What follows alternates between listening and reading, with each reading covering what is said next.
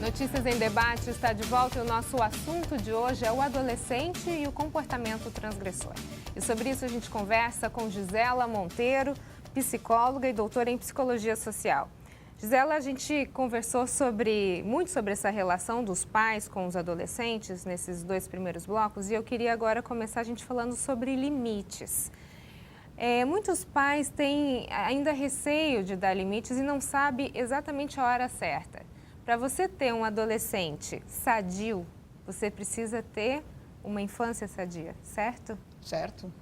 É possível começar a dar limites só na adolescência ou isso precisa ser um trabalho a ser feito desde o berço? Muito difícil, né? Começar isso só na adolescência é muito difícil. Você vai ter um cavalo selvagem ali para domar, que já não é um potro, né? Eu acho difícil. Esta questão dos limites, a questão é o que pode, o que não pode, o que deve, o que não deve. Qual é a regra? Até porque, por exemplo, você pode ter filhos diferentes com características diferentes. Você tem um que é bem mais tímido, que você até deve estimular. E outro mais solto demais, que você tem que segurar. Então, isso você tem que moldar conforme o filho vai andando, né? A vida vai andando e ele vai se comportando. Eu acho que o que a gente pode treinar e é extremamente saudável e importante é o autocontrole. Então, quando uma criança de 2 anos, que é aquela idade, a pior idade, agora... Eu quero, é meu. Eu vou falar uma coisa que... questionar, eu vi o pessoal compartilhando. Para mim, inventaram um novo transtorno chamado transtorno opositor desafiador. Do meu ponto de vista, isso não existe, não é transtorno, é um cavalo selvagem. Falta de limite. Então, assim, desde pequenininho. O segundo e terceiro anos de vida, eles são típicos deste comportamento. O que a gente faz? De fora para dentro, você fala, não pode morder uma outra criança, não pode bater, né? Porque dói, porque machuca. Não vai morder o seu filho para mostrar como dói. Não é para morder o filho. Não é. Tem que falar, porque as pessoas... Não, eu bato, eu xingo e tal. Não é para ofender, para xingar, para humilhar e para bater, nem para berrar. Você pode segurá-lo sendo autoridade. É você que manda, é você que sabe, abaixa, fala com ele. Então, assim, não pode. Fez sentado num canto lá 2 minutinhos, porque não pode morder. Ele aprende de fora para dentro, ele não tem essa capacidade de se controlar. Né? Criança quer, vai lá e pega. Isso tem que ser feito, ele tem que aprender até 20 e poucos anos, isso ainda é desenvolvido. Então, todo exercício de concentração ajuda o autocontrole. Jogar dama, jogar xadrez, ler, ouvir história para um pequenininho, fazer sudoku, jogos de tabuleiro que ele tem que ter uma estratégia para jogar, que tem alguém com quem jogar, dividir brincadeira, né? Até os 2 anos, a criança não brinca com a outra, ela brinca ao lado. A partir de 2, 3 anos, eu brinco com a sua bolinha verde, a sua maçã verde, e você brinca com o meu telefone. A gente vai trocando. E isto é importante. Então, ele sabe o que pode e o que não pode, porque alguém diz.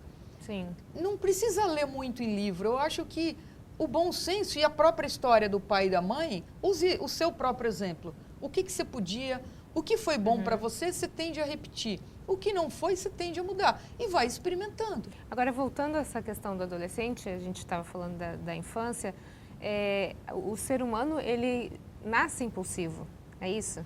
Então, nasce, graças a Deus, né? O impulso, ele é representação do instinto de vida, de crescimento, de desenvolvimento, de inovação. A gente quer... o Piaget fala disso, né? Da primeira etapa do desenvolvimento é o estágio sensório-motor, que você apreende o mundo sensorialmente. Então, é importante o impulso, né? Ele é o que nos empurra para a vida. Agora, não dá para a vida inteira eu fazer tudo o que eu quero. Tem uma série de coisas que eu não vou conseguir. Eu não vou conseguir amigos porque eu quero. Eu não te conheço, vou falar, então, Roberto, vamos ser amiga a partir de hoje? Nossa, que estranho, a gente não se conhece direito. Como que a gente vai ser amiga se a gente conviver e se a gente notar que tem coisas em comum? Compartilhar dos mesmos interesses. Exatamente. Né? Então, isso tudo é um aprendizado. A gente tem estratégias, nos Estados Unidos, na Europa, tem treinamentos para controlar impulso com crianças, né? Eu li recentemente um que eu achei muito legal, criança de 4, 5 anos, pequenininha, pré-escola, eles ficam deitados a cada hora para 10 minutos. Né? A escola para, né? A sala de aula para 10 minutos, cada um vai numa estante, pega um bichinho de pelúcia, põe na barriga e faz relaxamento com o bichinho subindo e descendo na barriga. Para ser uma brincadeira, um atrativo para o pequenininho, e é uma escola especial de crianças hiperativas. E depois desse treinamento, então assim, é uma regra, a cada hora para-se 10 minutos para fazer o relaxamento, a cada hora para-se 10, todo mundo faz. Né? Não sei se todas as salas ao mesmo tempo, mas toda a sala de aula. Então tem um ambiente mais leve, mais tranquilo, mais sob controle, né? O autocontrole da criança. Agora, existem técnicas para desenvolver esse autocontrole e segurar? Meditação, esses jogos de concentração que eu falei. Para ler, você tem que ficar parado, prestando atenção, a concentração, né?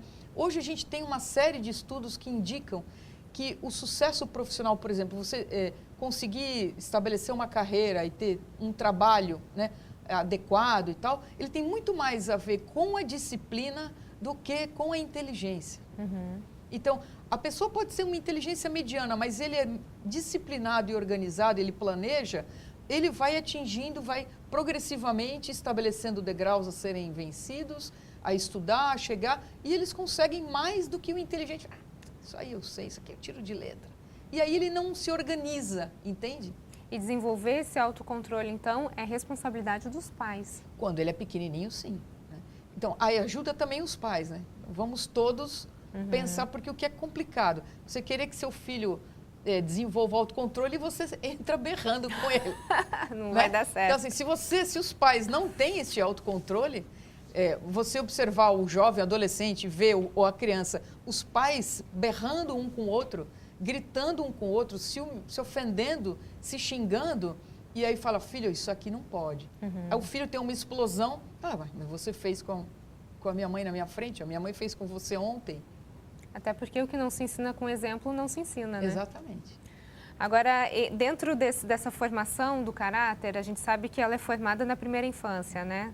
Uma sucessão de hábitos, a gente consegue formar o caráter do filho até os 7 anos, imagino, um pouco mais ou menos, também, né? É. Depois disso, a gente tem que afinar, é isso? Dar uma para as arestas? Eu acho que a gente tem uma plasticidade, né? O cérebro tem uma plasticidade, a personalidade razoável. Acho que a gente não pode considerar que até os 7 anos fez o que não fez, um abraço. Não acho. Do ponto de vista do autocontrole, tem muito a ser feito, né?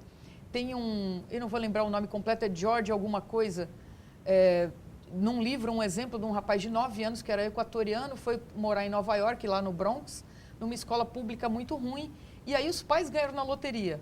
E aí colocaram ele numa escola que era modelo de treinamento de autocontrole.